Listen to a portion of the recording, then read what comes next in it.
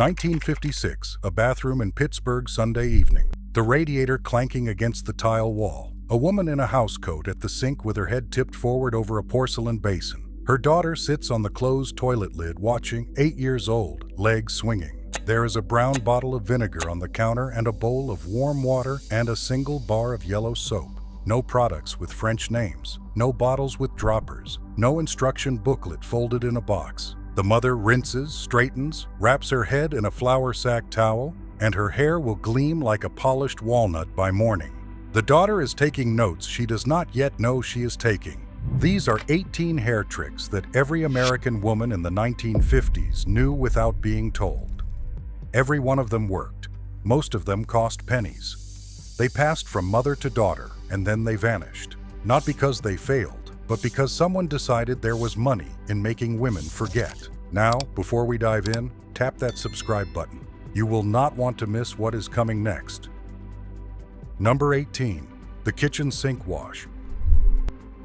Hair was washed at the kitchen sink, not in the shower. The kitchen had the deep porcelain basin, the sprayer hose attachment, the clean overhead light, and the chair pulled up so a woman could lean back without straining her neck. A bottle of Halo shampoo or luster cream cost 39 cents in 1953. She worked one lather through the scalp, rinsed with warm water from a Pyrex measuring cup, then a second rinse cool. The bathroom was for bathing. The kitchen was where the hair got done. Every woman in the neighborhood knew the difference. That was the foundation.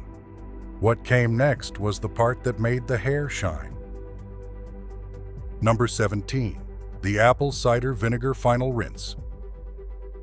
After shampooing, a cup of warm water with 2 tablespoons of Heinz apple cider vinegar poured slowly through the hair. Not rinsed out. The vinegar sealed the cuticle flat. Light bounced off each strand like it was hitting glass. The smell faded in 3 minutes. The shine lasted a full week. Heinz apple cider vinegar cost 23 cents a bottle in 1954. Half of it went into the salad. The other half went on her hair. Nobody could patent vinegar, and that was the real problem. Number 16. The boar bristle brush, 100 strokes a night. A natural boar bristle brush from the dime store, wooden handle, real bristles. Not nylon, not plastic. The standard advice of the era was 100 strokes a day, every night before bed. The bristles pulled the scalp's natural oils from root to tip the full length of the hair. The hair developed a sheen that no silicone serum has ever matched. The daughter sat on the edge of the bed, counting along under her breath. 47, 48, 49. The brush was an excuse to sit down at the end of a long day and do one slow thing in a world that had not yet learned to rush. The grandmother passed the brush down when the handle wore smooth. Number 15. Pin curls every single night. Damp hair wrapped around the index finger, coiled flat against the scalp, pinned in place with 2 crossed bobby pins. Every section, every night. A box of DeLong bobby pins cost 19 cents and lasted 6 months. With practice, the whole head took 7 minutes. A silk scarf tied over the pins. Sleep. By morning, the pins came out and the curls fell exactly where they were supposed to fall. No cord, no plug, no $90 curling iron. The average American woman now spends over $200 a year on heat styling tools alone. Her grandmother spent $2 a year on bobby pins and got better curls. Number 14. The egg yolk shampoo. 2 egg yolks from the icebox, beaten in a teacup, worked into the scalp and the lengths and rinsed with cool water, never hot water, or the egg would cook into the strands. The lecithin in the yolk acted as a natural emulsifier. The protein bonded to the hair shaft. It cleaned without stripping. It conditioned without coating. The hair felt like silk afterward. The egg cost 3 cents in 1952. It worked because it contained the same proteins her hair was made of. That is not folk wisdom. That is chemistry. 5 tricks in. Notice what they share. Every single one used something that was already in the kitchen, the bathroom cupboard, or the dime store down the street. Nothing required a salon appointment. Nothing required a tutorial. The expertise was already in her hands. It was passed at the kitchen sink and the bathroom mirror with a daughter watching from a chair pulled close. Number 13. The chamomile tea rinse for blondes. Fair-haired women brewed strong chamomile tea, let it cool, and poured it through their hair as a final rinse. A handful of dried chamomile flowers from the pharmacy, 10 cents, simmered 10 minutes in a small saucepan, strained through cheesecloth, poured slowly over clean hair at the kitchen sink, not rinsed out. Each wash made the hair a shade brighter, a shade warmer. The salon highlight she is paying $85 for every 6 weeks is doing what a tea kettle did in 1954. Number 12. The beer rinse for body and shine. Flat beer poured through wet hair after shampooing, not rinsed out. Pabst Blue Ribbon, Schlitz. A can left open on the counter overnight to go flat. The B vitamins and the proteins in the malt and hops coated each individual strand. The yeasty smell faded as the hair dried. What remained was weight, movement, and a shine that caught the light like polished wood. A can of beer cost 15 cents. So effective that professional stylists still whisper about it. So cheap that nobody could put it in a bottle and sell it. Number 11. The Tony Home Permanent. A box perm kit at the kitchen table. No salon required. Tiny pink rods. End papers. The stinging chemical smell of the waving solution filling the kitchen. A timer ticking on the counter. The Tony Home Permanent box cost $2 in 1953. Mom rolled the rods, Grandma read the directions aloud, and the daughter sat on a wooden chair with a towel around her shoulders enduring the burn. Which twin has the Tony? $2 and an afternoon at the kitchen table gave a woman what used to require a $5 salon visit. Self-reliance smelled like ammonia, and nobody minded. Number 10. The Sugar Water Setting Lotion. 2 teaspoons of white granulated sugar dissolved in 8 ounces of boiled water, cooled, poured into a glass bottle, and applied to sections of damp hair before rolling. It held a curl like concrete. The set lasted through a humid Saturday afternoon, a church service on Sunday morning, and a dance at the Elks Lodge that night. 5 cents worth of sugar from the kitchen canister did what a $40 bottle of styling product on the shelf today still cannot do as well. Nobody could sell sugar water. That was the problem. Number 9. The lemon juice highlight. Fresh lemon juice diluted in a cup of water, combed through the hair, then a half hour on the porch steps in the July sun. Natural golden streaks that looked like they had always been there. The citric acid was the same active ingredient that now costs $65 in a salon bottle. The lemon cost a nickel from the produce stand. Girls did this on porches all summer long. Nobody called it a chemical treatment. They called it sitting in the sun with lemon juice. 10 tricks in. Here is what nobody says out loud. Almost every one of these treatments forced a woman to sit still. The egg sat in the hair. The pin curls held overnight. The chamomile cooled before it went on. The lemon needed sun and patience. These rituals built rest into the day. They built quiet into the routine. The best beauty practices of that era doubled as the only break a woman ever got. That was not a flaw. That was wisdom. Number 8. The Mayonnaise Deep Conditioner. A generous scoop of Hellmann's mayonnaise worked through the mid-lengths and ends of clean, damp hair.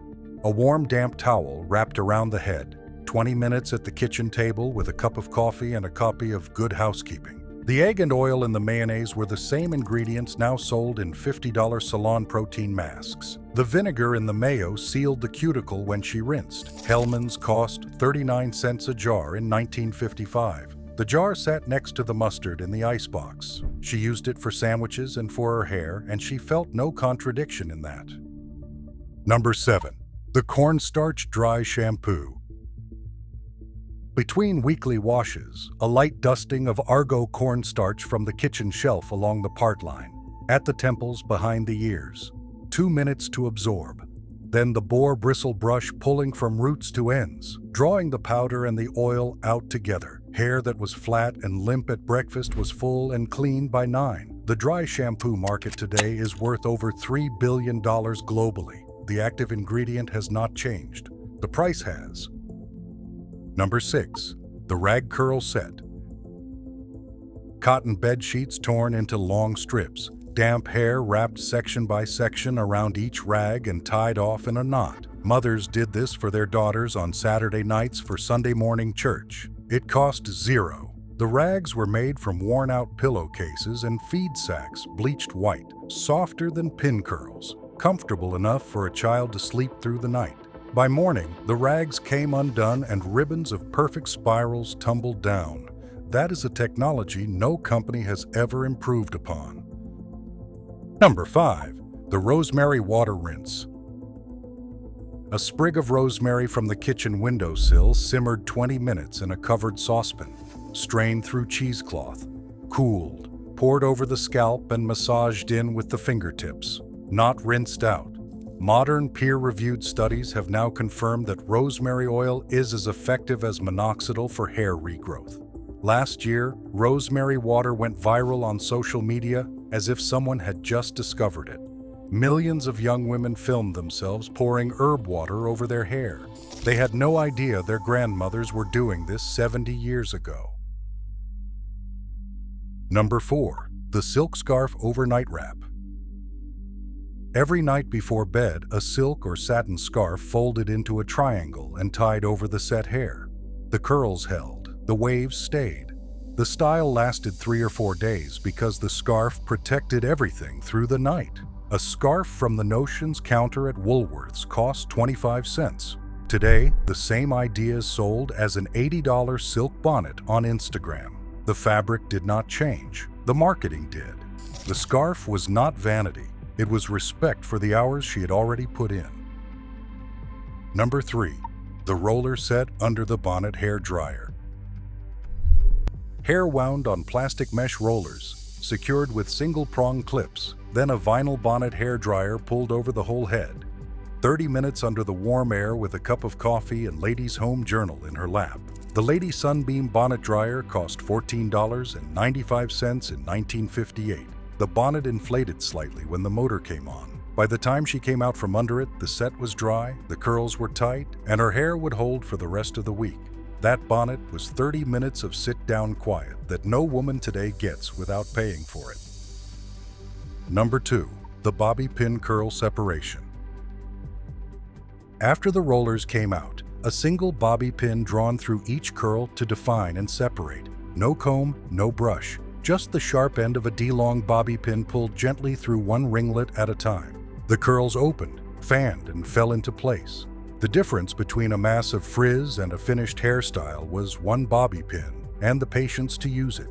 No diffuser attachment, no curl-defining cream at $14 a tube.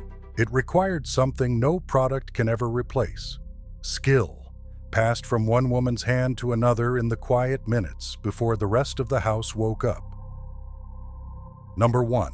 The once-a-week wash. She washed her hair once a week, Friday night or Saturday morning, that was it. The rest of the week she managed it. A boar bristle brush moved the natural oils from root to tip.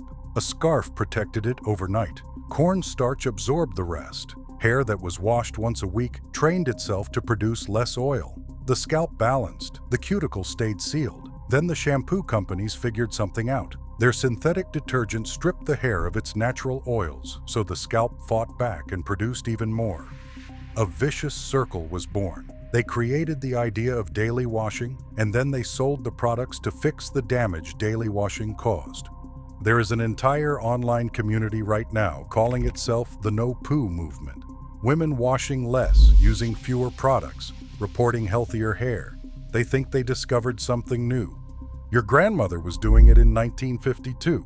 18 tricks. Not one of them needed an internet connection, an influencer, or a credit card. They needed bobby pins, a comb, a lemon, and the belief that a woman already had everything she needed. Most of it was already in her kitchen. These women were not behind. They were ahead. They solved every problem we are now paying $100 a month to solve. And they did it before the children woke up. The women knew, we forgot. And somewhere right now, a granddaughter is sitting on the closed toilet lid in a small bathroom watching her grandmother tip her head over a porcelain basin. The vinegar bottle catches the light. The towel is folded on the counter. And without a single word, the lesson begins again. If you want more forgotten wisdom from the generations who came before us, the next video is waiting for you right now.